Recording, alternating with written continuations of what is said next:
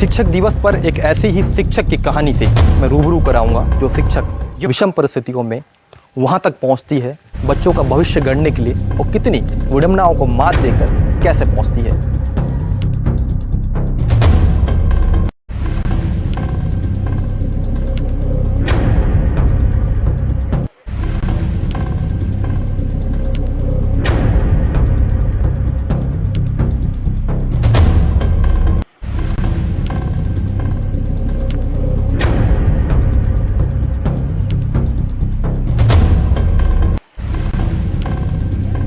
यहाँ पे टिक टैक करना बहुत रिस्की है नहीं?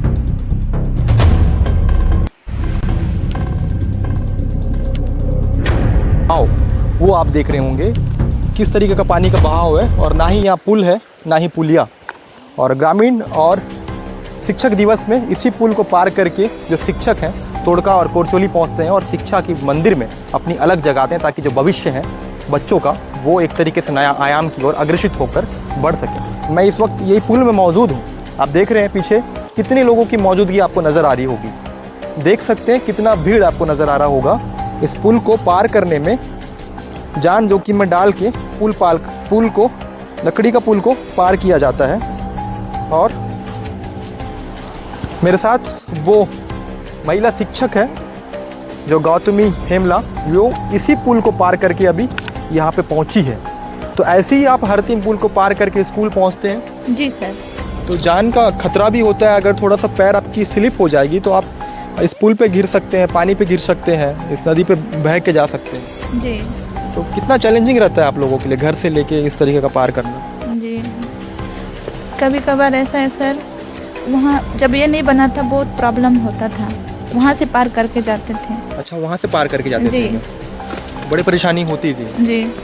तो देख सकते हैं शिक्षक दिवस के दिन एक महिला सशक्तिकरण की हम बात करने की कोशिश कर रहे हैं। एक महिला किस तरीके से बच्चों को अच्छी शिक्षा मिले, इस वजह से वो लगभग 25 किलोमीटर का सफ़र तय करके इस पुल के सहारे वो आती है और तोड़का पहुंचती है। तोड़का पहुंचने के बाद कोरचोली पहुंचती है और वहां पे बच्चों को खा का घा गा ABCD पढ़ाती है ताकि वो उस इलाके से निकल कर और आगे बढ़ पाए। तो मैडम, जब बच्चों को पढ़ाने के लिए आप जाते हो, घर वाले कुछ बोलते नहीं है कि इतनी परेशानियों को पार करके निकलते हो? बोलते हैं सर। बोलते हैं? जी। क्या बोलते हैं? इतना दूर जाती है कैसे क्या है बोलकर, तो मैं फिर बोलती हूँ बच्चे लोग को पढ़ाना है, आगे बढ़ाना है, अब जो भी है मिला है बोल के कर रही हूँ सर मैं। अच्छा, इसलिए कर रहे हो आप? जी। तो आप हर दिन आते हो ऐसी? जी, संडे को छोड़ के बाकी दिन आती हूँ, कभी छुट्टी रहता है तब नहीं आती हूँ। अगर पुल टूटा तो जान को खतरा है, जान भी जा सकती है। जी। उसके परवाह करे बगैर आप पहुँचते हैं? जी सर। तो शिक्षक दिवस में हमने एक महिला की कहानी को बताने की कोशिश की कि एक महिला किस तरीके से, शिक्षक महिला जो इस पुल को पार करती है और पुल को पार करके अपनी जान हथेली पे डाल के वो स्कूल पहुंचती है। और उस इलाके को मैं दिखाने की कोशिश करता हूँ। ये देखिए आप, पुल को जैसे गौतमी ने पार किया, अब गौतमी इस ओर निकलती है। कुछ किलोमीटर का जो सफ़र है वो पैदल तय करती है। तय करने के बाद आगे रास्ते तक नहीं है, ऐसी और नाले हैं, उस नाले को पार करती है। जंगल है, पहाड़ी इलाके हैं, घना जंगल है, प्राकृतिक जो हरियाली आपको नज़र आ रहा होगा, रोड तक नहीं है, ऐसी आलम पूरा बनी हुई है। उसके बावजूद वो पार करके उस इलाके पे पहुंचती है और समय से पहुंचती है। समय से पहुंचने के बाद वो शिक्षा बच्चों को अच्छी तरीके से देती है ताकि जो बच्चे शिक्षा से वंचित हैं उनको बेहतर शिक्षा प्राप्त हो और वो छत्तीसगढ़ राजधानी ही नहीं, अपने माँ बाप के साथ अपने पैरों पे खड़े हो पाएँ। ऐसे में एक बात आपको बताना चाहूँगा कि ये परमानेंट शिक्षिका नहीं है, ये शिक्षा दूत है। शिक्षा दूत अर्थात वो शिक्षक जो नक्सलियों के आधारशिल वाले इलाकों पे अपनी शिक्षा की अलग बच्चों को दे रही हैं। यूँ कहें कि वो उनकी अगर मानदेय की अगर बात की जाए 12,000 की बात की जाती है, लेकिन उनको 10,000 प्रति माह दी जाती है। कई बार तो ऐसा होता है कि उनको समय से वेतन तक नहीं मिलता। जब मेरी गौतमी से बातचीत हो रही थी तो उसने ये कहा कि कई बार हमें टाइम से सैलरी तक नहीं मिली है, कई महीने के, ये भी आलम देखने को मिली। तो अभी मैं आपको एक दृष्टिकोण फिर से उसी और दिखाने की कोशिश करूँगा। उस पुल की ओर मैं बार बार ध्यान आकर्षित इसलिए कर रहा हूँ कि बस्तर में ऐसी कई चुनौती हैं।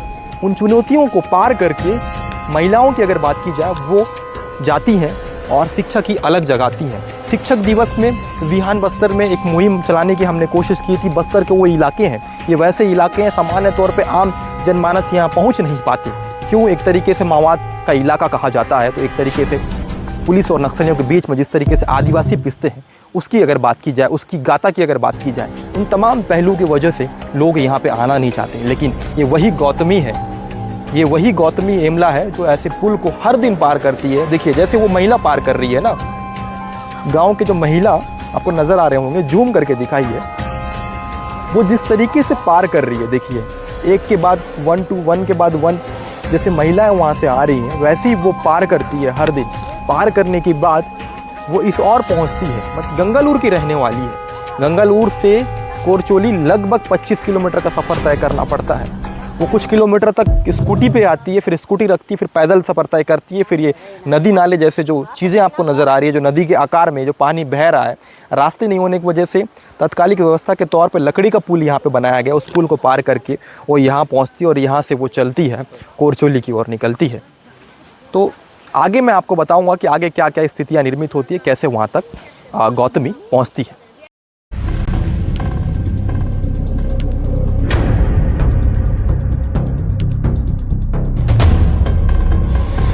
जम्मू का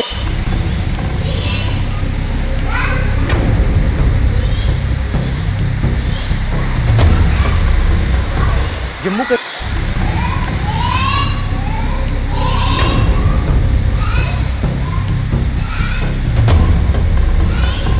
जम्मू का ऐसे तमाम संघर्षों को पार करके गौतमी एमला इन स्कूल तक पहुंचती है ताकि बच्चों पर एक शिक्षा की अलग जगा सके। यूँ कहें कि एक तरीके से मिसाल जो है बाकी लोगों के लिए गौतमी पेश करती है। मैं उनसे बातचीत करने की कोशिश करता हूँ। गौतमी जी, किस तरीके से आप घर से निकलते हैं? नदी नाला भर जाता है सर, कीचड़ में स्कूटी में आती हूँ और पालनार में रख कर इधर पैदल आती हूँ। तो हर दिन ऐसे ही करते हैं? जी, बरसात है ना सर, इसीलिए गाड़ी नहीं आ पाता है। अच्छा, तो पुल है ही नहीं, लकड़ी का पुल है, वो उसको कैसे करके पार करते हैं? वो लकड़ी वाला पुल है, उसी में ही धीरे धीरे करके पार करके स्कूल जाती हूँ। हर दिन ऐसे ही करते हैं? जी। अधिकारी लोगों को पता है? पता नहीं सर। तो ये गौतमी एमला है।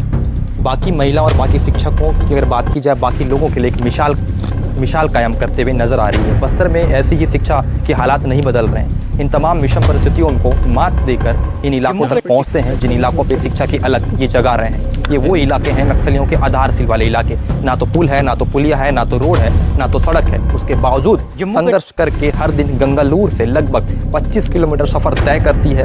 उसके बाद कोरचोली पहुंचती है और शिक्षा दूत के पद पे कार्यरत है और यहाँ पहुँचकर जो बच्चे हैं उन पे शिक्षा की जो अलग है वो जगा रही है। विहान बस्तर में अगर आपको ये रिपोर्टिंग पसंद आती है तो आप विहान बस्तर को सब्सक्राइब कर सकते हैं, लाइक कर सकते हैं, शेयर कर सकते हैं।